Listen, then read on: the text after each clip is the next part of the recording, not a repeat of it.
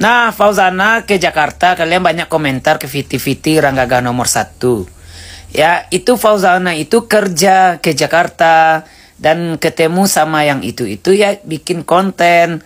Karena dia konten kreator juga, jadi collab itu namanya.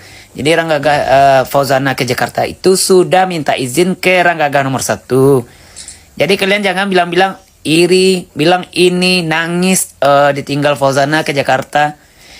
Fauzana ke Jakarta itu sudah minta izin ke Rangga Gah nomor 1 karena dia ada kerjaan di Jakarta gitu loh. Jadi kalian penonton harus paham.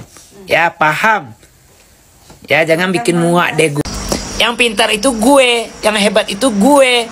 Kalian sebagai penonton, rame-rame penonton, itu kalian tuh bodoh. Menghujat-hujat gue lagi. Ya. Paham nggak kalian?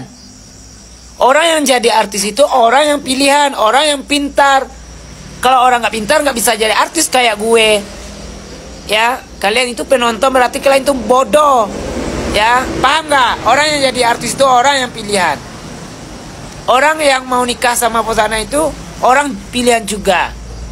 Ini bilang-bilang lamaran, tunangan apa kalian? Nggak ada itu. Fauzana itu sama Rangga Gah tunangan, jelas. Muak deh gue.